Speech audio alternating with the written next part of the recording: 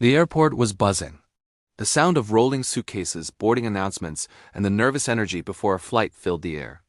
I stood near the gate, my worn backpack in hand, trying to avoid my sister, Lavra, as always. She was dressed to kill, designer handbag, crisp blazer, phone glued to her ear.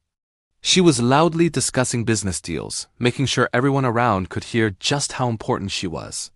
Lavra had always been like this. Ever since we were kids, she'd found ways to remind me and anyone else listening that she was the successful one, the lawyer with the downtown condo and the fancy car.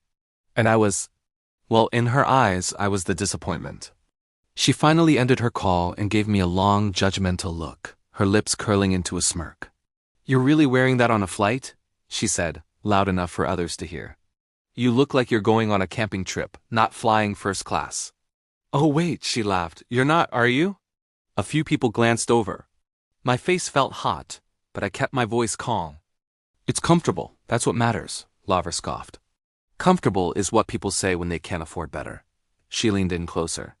"You know, if you just listened to Dad and gotten a real job, maybe you wouldn't still be struggling at your age." What she didn't know, what almost no one knew, was that my life looked very different behind the scenes. I'd kept it quiet for years.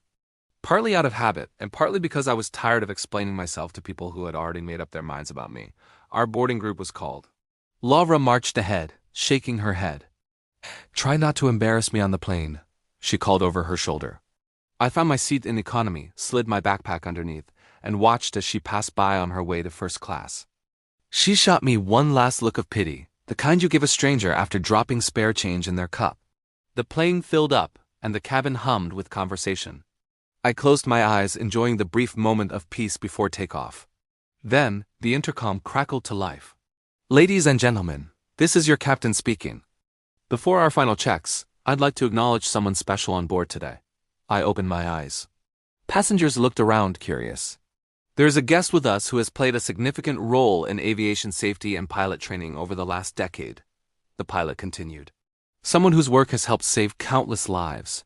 From her first-class seat, I saw Laura lean into the aisle, intrigued. She probably thought it was one of her high-profile friends. Just then, the cockpit door opened, and the pilot stepped out. He was tall and confident, his uniform worn with quiet authority. His eyes scanned the cabin, and then they locked right onto me. "And that person," he said, smiling, "is seated in 23B. The cabin went silent. My heart pounded as the pilot walked down the aisle toward me. Everyone turned, whispering. He stopped beside my seat and extended his hand. "It's an honor to have you with us today," he said, his voice clear for everyone to hear.